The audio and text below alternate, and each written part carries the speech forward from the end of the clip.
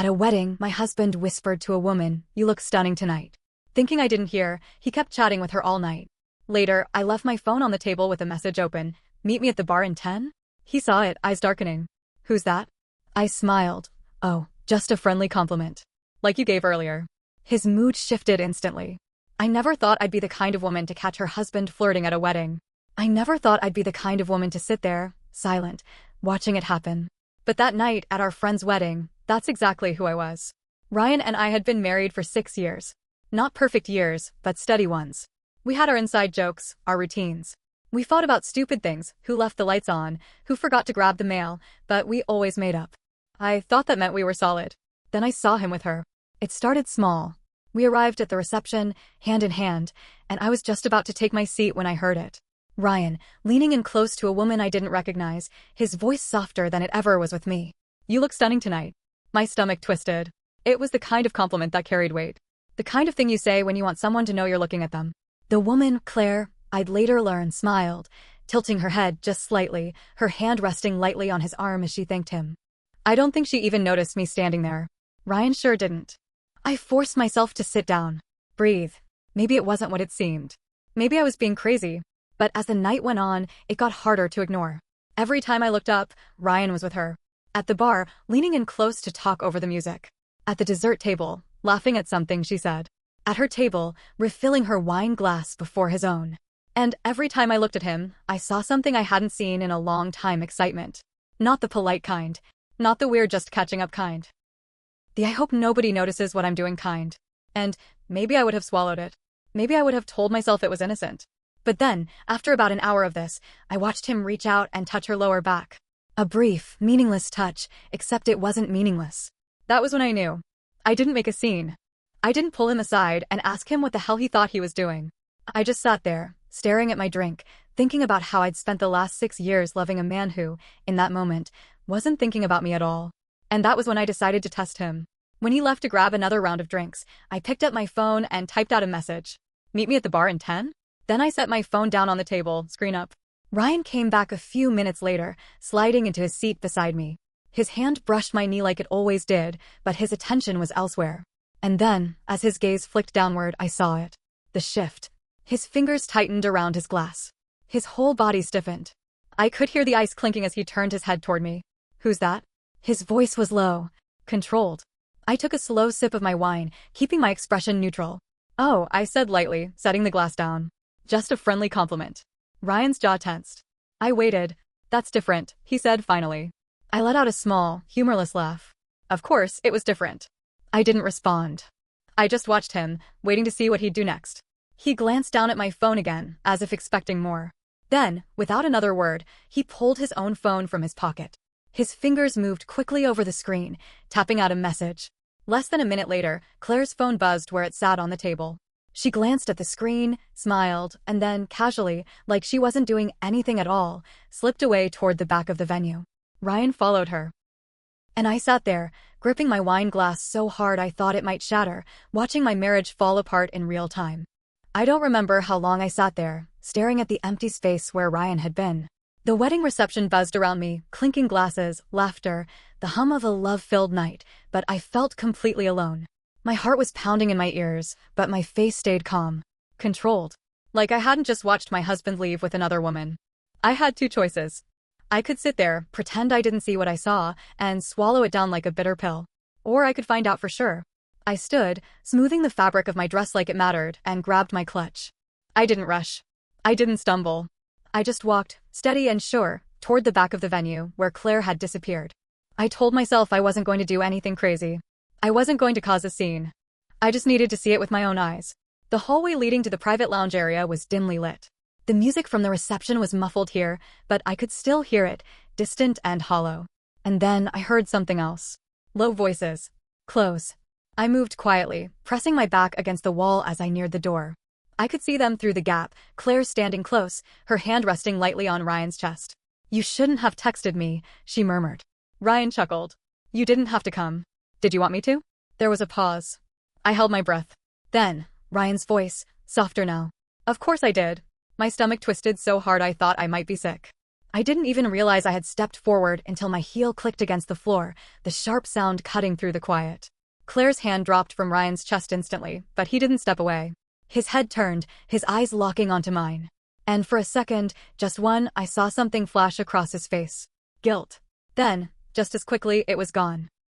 "Babe," he said, his voice smooth, like I was the one who had something to explain. "What are you doing here?" I laughed, but there was no humor in it. "Oh, don't let me interrupt," I said, folding my arms. Looked like a great conversation. Claire took a small step back, but she didn't leave. She was watching me closely, her expression unreadable. Ryan ran a hand through his hair, sighing like I was the problem. "Come on, don't do this here," he muttered under his breath. Something inside me snapped. Don't do this here? Like I was the one sneaking off at someone else's wedding. Like I was the one who should be embarrassed. I took a step closer, my heels clicking against the tile. I didn't lower my voice. "You think I don't see you?" I said, my voice steady. "You think I don't know what's happening?" Ryan's jaw tightened. "You're making a scene." "No, Ryan. You made a scene." Claire shifted uncomfortably, but she still didn't leave. That was what got me the most. She wasn't afraid of this. Of me. Because she knew. She knew she wasn't just some random woman Ryan had flirted with at a wedding. She knew she wasn't the first. "How long?" I asked, my voice quieter now. Ryan exhaled sharply, rubbing his temple like this was exhausting for him. "Jesus, not now." "How long?" Claire glanced at Ryan, and that's when I saw it. The look. It was quick, but it was there, hesitation. Uncertainty. And that told me everything I needed to know. This wasn't new. I turned back to Ryan, waiting. He knew he was cornered. He could lie, but we all knew the truth was hanging there between us, heavy and undeniable. Then, he did something I didn't expect. He reached for me. Not in a desperate, apologetic way. Not in a please don't do this way. No. He reached for me like I was a child who needed to be calmed down. Like I was overreacting. Like I was the problem. That's when I realized Ryan wasn't sorry. Not really. And maybe, just maybe, he never had been. I took a step back before his hand could touch me. I wasn't going to let him talk his way out of this. Not this time. Then, before I could say another word, I heard a voice behind me. "Everything okay here?" I turned. It was the groom. And behind him? Half the wedding party. And just like that, it wasn't a secret anymore. For a moment, nobody spoke. The groom, Jason, stood in the hallway with a few of his groomsmen, their laughter from before fading as they realized what they had walked into. The best man, Tyler, was holding a whiskey glass halfway to his mouth, frozen mid-sip. One of the bridesmaids was wide-eyed, gripping her clutch so tight her knuckles were white. Ryan's entire body stiffened. Claire's face paled.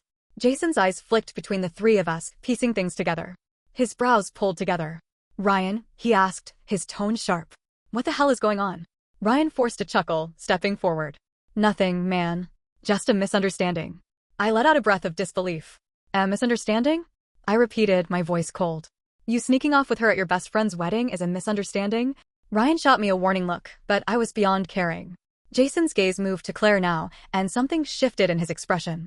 Recognition. His mouth tightened. "Claire," he said slowly, his voice almost dangerous. "Why are you even here?" That stopped me. Claire's entire body tensed, her nails digging into her clutch. "Jason," she started, but he cut her off. "No," he snapped. "Why are you here?" I looked between them, confusion settling in my stomach. Ryan's face was unreadable now. Claire looked like she wanted to disappear. Jason ran a hand over his face, letting out a bitter laugh. "Holy shit." He turned toward his groomsmen, shaking his head. "You guys remember Claire, right?" The best man, Tyler, let out a low whistle. Damn. I blinked, my heart hammering. I didn't know Claire. I had never met her before tonight. But Jason and his groomsmen had. Jason let out a humorless laugh, shaking his head. "Unbelievable," he muttered. Then he turned back to Claire, his jaw tight. "I didn't invite you." "I came with a friend," Claire murmured, her voice suddenly small. Jason scoffed. "A friend?" His eyes moved to Ryan. Or was it him? A pit formed in my stomach. Ryan's silence was all the answer I needed. My ears were ringing, but Jason wasn't done. He turned back to me, his expression shifting from anger to something else, pity. "You really don't know, do you?" I swallowed hard. "Know what?" Jason hesitated, like he wasn't sure if he should be the one to say it. Then he sighed, rubbing his temple. "Claire isn't just some random woman." I waited, my pulse pounding. Jason exhaled sharply. "She's Ryan's ex." The words hit me like a brick. I felt like the ground had dropped out from under me.